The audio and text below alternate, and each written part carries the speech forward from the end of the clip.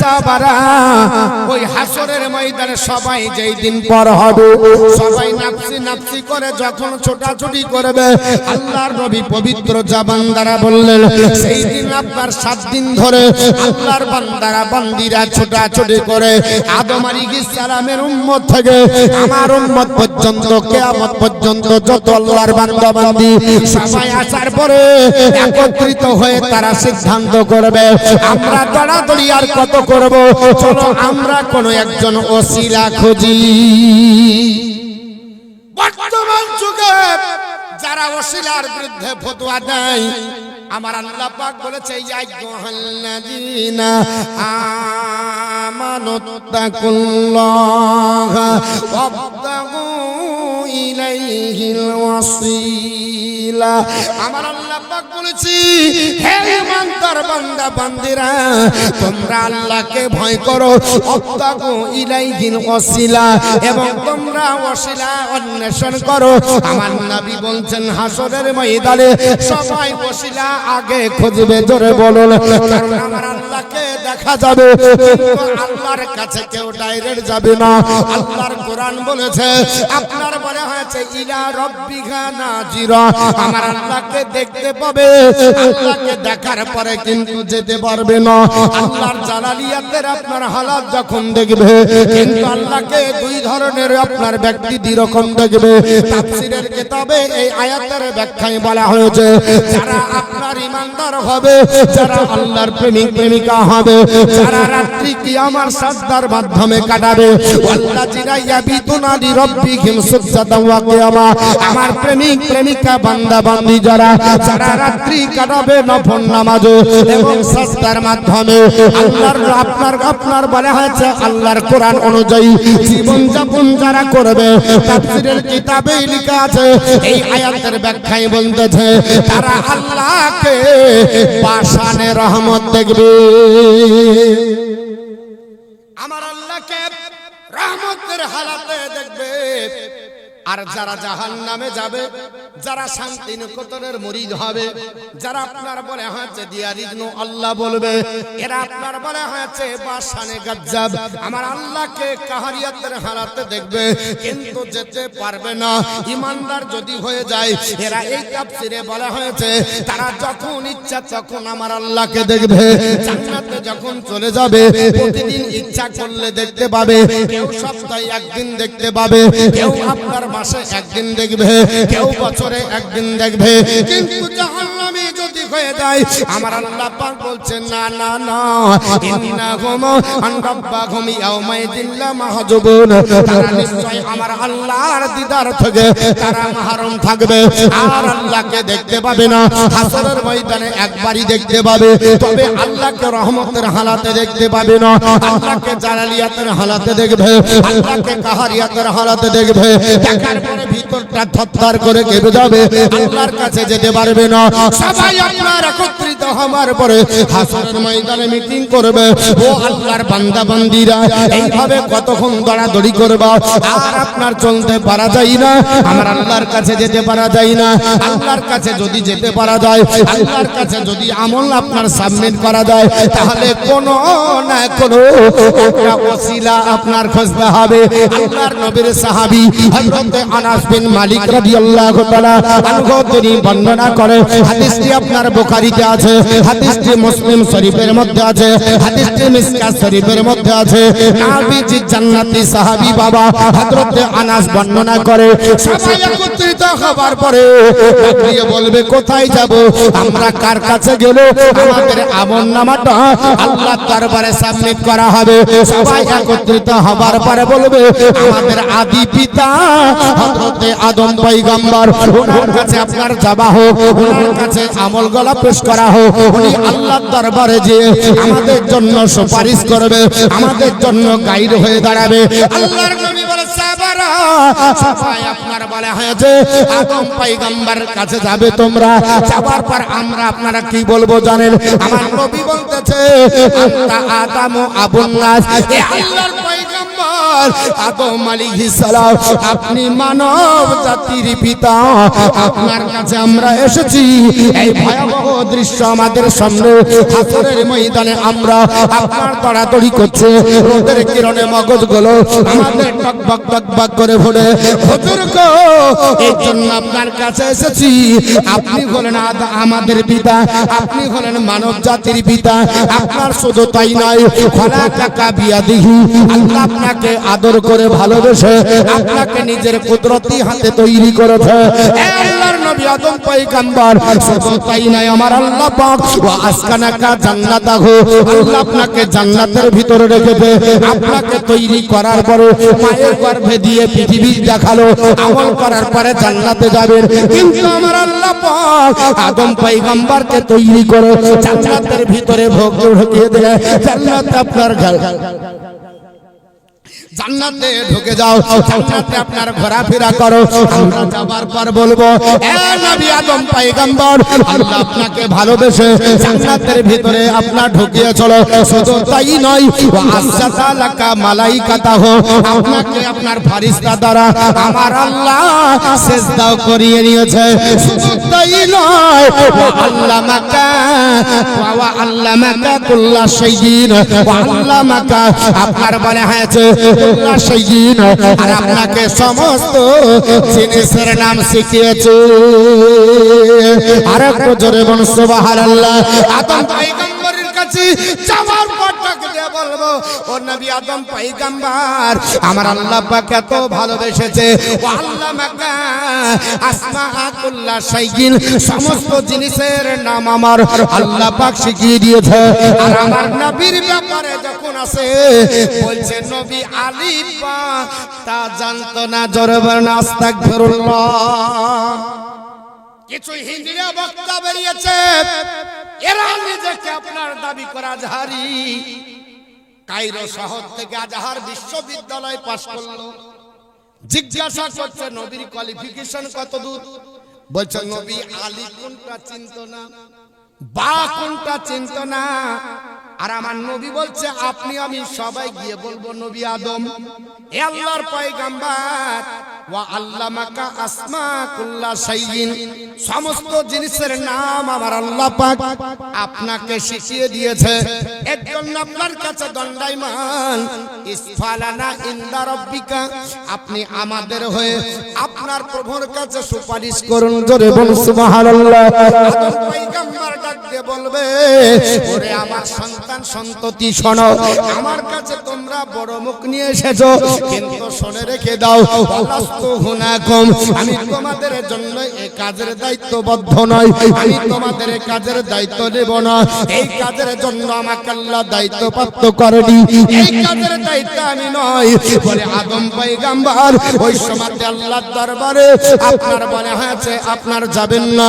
তিনি যে কথাটা বলবে, আমার নবী বলছে আদম পয়গম্বর বলবে, আপনার ওয়াজ করো খাতিয়াতাহুল্লাতি আকালাহু মিনাশ শাজারাতি ওয়া কাদ নুহিয়া আনহা, ডাকতে বলবে আমার সন্তান সন্ততি, আমার ওই দিনের কথা মনে পড়ে, সেই দিন আমার আল্লাহ পাক আমাকে তৈরি করার পরে জান্নাতের ভিতরে রেখে দিলেন। আমাকে বললেন লা তাকরাবুশ শাজারা, এ আমার নবী আদম পয়গম্বর এই গাছের নিকটে যাবে না। আমি আল্লাহর নবী আদম পয়গম্বর জান্নাতের ভিতরে ঢোকার পরে কন্দম ফল খেয়ে নিয়েছি, ওই কথাটা আমার স্মরণ হয়ে গেল। আল্লাহর দরবারে আমি যদি যাই আর আমার আল্লাহ যদি জিজ্ঞাসা করে, এ নবী আদম পয়গম্বর তুমি কন্দম ফল খেয়েছিলে, আল্লাহর কাছে লজ্জিত হয়ে যাব, আল্লাহর কাছে যেতে আমার লজ্জা হয়, এর জন্য আমি যাব না। আমার আপনার বলা হচ্ছে আমি যাব না। যদিও আদম পয়গম্বর জান্নাতের ভিতরে আমার আল্লাহর কাছে দোয়া করেছিলেন, তাওরাত কিতাবে প্রমাণ করে, তাওরাত কিতাবের মধ্যে এসেছে আদম পয়গম্বরের দোয়া আর আল্লাহ জান্নাতেই কবুল করেছে। ইনজিল কিতাবে প্রমাণ হয় আদম পয়গম্বরের দোয়াটা আমার আল্লাহ জান্নাতে কবুল করেছে। আপনার বলা হয়েছে জব্বরে প্রমাণ করে আল্লাহ পাক আদম নবীর দোয়া জান্নাতের ভিতরে কবুল করেছে। কোরআন শরীফে প্রমাণ করে আল্লাহ পাক হযরতে আদম পয়গম্বরের দোয়া জান্নাতেই কবুল করেছে। তার সত্য আদম নবী নবী বলবে আমি যাব না ওয়ালাকিন তো নুহান তোমরা নূহ নবীর কাছে চলে যাও। আমি এই কাজের দায়িত্ব নেই, ওয়ালাকিন তো নুহান তোমরা নূহর কাছে যাও। অপর হাদিসে আছে ইযহাব ইলা গায়রিহি, অন্যের কাছে। এই হাদিসটাতে বলা হয়েছে ওয়ালাকিন তো নুহান তোমরা নূহ নবীর কাছে যাও। কেন? ইন্নাহু আউয়ালা নাবিয়্যিন বাসাহুল্লাহু ইলা আহলাল আরদি, তিনি হলেন প্রথম নবী এই জমিনবাসীর জন্য আল্লাহ তাকে পাঠাইছে। জোরে বলুন সুবহানাল্লাহ। এখন কিছু হাইব্রিড বক্তা বাড়াইছে, হাইব্রিড মৌলবি বাড়াইছে, হাইব্রিড ছেলে বাড়াইছে। আর বাপ ছিল হানাফি, হঠাৎ করে লেডিস নামাজ। ওকে জিজ্ঞেস করছি কোথায় বলি, তো বলছে সহিহ হাদিস। মনে হচ্ছে সহিহ, আর মনে হচ্ছে বাপের কারখানা করে দিয়েছে। ইমাম মানে না আর সহিহ হাদিস। ওকে জিজ্ঞাসা করে ইমাম মালিক বলছে না না ডাইরেক্ট চলেंगे, ডাইরেক্ট ইমাম মালিক ডাইরেক্ট। তো যদি ডাইরেক্ট চলিস তো সহিহ হাদিস কোথায় বলে? সহিহ হাদিস তোকে কে বললো? নবী কি বলে গেছে এটা আমার সহিহ, এটা জয়ীফ, এটা হাসান, এটা মারফু হাদিস বলে গেছে? নবী তো আপনার হাদিস রেখে গেছে। সহিহ কোনটা, জয়ীফ কোনটা, হাসান কোনটা, এটা তো ইমামদের মত। এটা ইমাম বলেছে। ইমামগণের এই আপনার তাহকিক অনুযায়ী এই হাদিসের সনদ নিয়ে তারা রিসার্চ গবেষণা করে বলেছেন এটা সহিহ, এটা হাসান, এটা জয়ীফ। আর কোন ইমাম বলেনি যে জয়ীফ হাদিসের উপর আমল হবে না। একাধিক যদি রাবীর দ্বারা জয়ীফ হাদিস বর্ণনা হয়, ওটার জয়ীফ থাকে না, ওটা হাসান পর্যায়ের হাদিস হয়ে যায়। এই বুকা বুঝে না, উল্টা পাল্টা ফতোয়া। এখন আপনার হাদিসে এসেছে, নবী আমার বলছে বুখারী শরীফ, মুসলিম এবং মিশকাত শরীফের হাদিস যে ইন্নাহু আউয়ালা নাবিয়্যিন বাসাহুল্লাহু ইলা আহলাল আরদি, তাকে প্রথম আপনি এই জমিনবাসীর জন্য আল্লাহ প্রথম নবী করে পাঠালে। এখন এই হাদিস যদি পড়ে, ও তো আদম নবীকে বলবে দ্বিতীয় নবী, বলবে না? বলবে না? আপনারা আমরা সবাই শুনেছি আদম পয়গম্বর প্রথম নবী, ঠিক না বেঠিক? হ্যাঁ, প্রথম নবীর নাম কি এটা বলেন না গো? বুঝতে পারছেন না আমার কথা? পাচ্ছেন? হুহা দিবেন না? দেবেন? হুহা দেবেন? হ্যাঁ, একটা হা আর একটা না, দুটো লাগবে। কটা লাগবে? একটা হা আর একটা না। যদি বুঝতে পারেন হা বলবেন, না বুঝতে পারলে না বলবেন। তো হযরত আদম পয়গম্বর প্রথম নবী। আর এটা তো বহি আপনার বুখারী শরীফের হাদিস, মুসলিম এবং মিশকাতের হাদিস, সহিহ হাদিস। হযরত আনাস রাদিয়াল্লাহু তাআলা বর্ণনা করছে, নবী বলছেন যে হযরত আদম পয়গম্বর বলবে তিনার কাছে যাও, তিনি হলেন প্রথম নবী। এবার আপনি ফয়সালা করবেন কি করে? আদম পয়গম্বর প্রথম নবী, আর আদম পয়গম্বর নিজেই তিনি বলবেন যে ইনি হচ্ছেন প্রথম নবী। এখন বাংলা হাইব্রিড পড়া যদি বক্তা হয়, বাংলা পড়া আপনার যারা এখন ফেসবুকে, হোয়াটসঅ্যাপে, যারা ইউটিউবে আপনার বক্তা হচ্ছে, তাদের আপনার অত্যাচারে আপনার চার দোকান গরম। এরা যদি পড়ে তো এই হাদিসকে কি করে বিশ্বাস করবে, কি করে মানবে? এর জন্য বাপ গ্রামার জানতে হবে, এর জন্য মুহাদ্দিসিন ইকরামদের মতামত জানতে হবে। মুহাদ্দিসিন ইকরাম বলেন আদম পয়গম্বর হলো গোটা বিশ্ব জগতের জন্য প্রথম নবী, আর নূহ পয়গম্বর হচ্ছে তিনি আঞ্চলিকভাবে তার এলাকাবাসীর জন্য প্রথম নবী। আল্লাহ গোটা বিশ্বের জন্য তাকে প্রথম পাঠায়নি, যে অঞ্চলে পাঠিয়েছিলেন সেই অঞ্চলের সবাই ছিল কাফির, কোনো মুসলমান ছিল না। এমনকি তিনার বিবি পর্যন্ত কলমা পড়েনি, এমনকি তার ছেলে আপনার একটা নাম হলো কেনান, সে পর্যন্ত কলমা পড়েছিল না। তাই আদম নবী হযরত নূহ পয়গম্বর 950 বছর ধরে আল্লাহর কাছে আপনার মনে হয় চার্জি করে বলেছেন, আল্লাহ এই জাতির কাছে তুমি পাঠালে যে জাতি আমার কলমা পড়ে না, তোমার একত্ববাদ বিশ্বাস করে না, আমার নবুয়তকে স্বীকৃতি জ্ঞাপন করলো না, আল্লাহ এই জাতির জন্য আমি আপনার ভয়াবহ দুর্যোগ ডাকছি, আল্লাহ তুমি দুর্যোগ দিয়ে তাদেরকে আপনার বলা হচ্ছে ধ্বংস করে দাও। আমার আল্লাহ বলেছিলেন, হে নবী আপনার নূহ পয়গম্বর কি চাও? আল্লাহর নবী নূহ পয়গম্বর বলেছেন, আল্লাহ প্লাবন দাও। আমার আল্লাহ বললেন, নূহ তোমার আত্মীয় স্বজনকে তোমার আপনার বলা আছে অধীনে নিয়ে আসতে হবে। কি করতে হবে? আল্লাহ হুকুম করলেন একটা নৌকা বানাতে হবে। নৌকাটা ছিল আপনার সেগুন কাঠের। ওই নৌকার লম্বা ছিল কত গজ? আপনার বলে হয়েছে তাফসিরে এসেছে এবং কাঞ্জলি মানেও পাবেন 1200 গজ হচ্ছে আপনার লম্বা, চওড়া হলো 600 গজ, হাইটে ছিল আপনার 300 গজ। ওই নৌকাটা বানানো হলো। আল্লাহর নবী হযরত নূহ পয়গম্বর আপনার প্লাবন ডাকলেন, আল্লাহর তরফ থেকে প্লাবন আসলো, আপনার নৌকা ভাসতে লাগলো। 70 থেকে 72 সংখ্যা আপনার বলা হয়েছে তারা হলে বর্গ সহ তাদেরকে নিয়ে আপনার বলা হয়েছে সাহাবা کرامকে নিয়ে আত্মীয় স্বজনকে নিয়ে নৌকার উপর আরোহণ করলেন। নৌকাটা ভাসতে লাগলো। যেতে যেতে যদি পাহাড়ের দিকে যাচ্ছে, হঠাৎ করে দেখা যায় তার ছেলে কেনান হাবুডুবু করছে আর পানি খাচ্ছে, ডুবতে যাচ্ছে। আল্লাহর নবী নূহ পয়গম্বর ডাক দিয়ে বললেন, ইন্না বনি মিন আহলি, আয় আল্লাহ পাক, সে তো আমার আহলে বর্গ, আমার সামনে ডুবে যাচ্ছে আল্লাহ।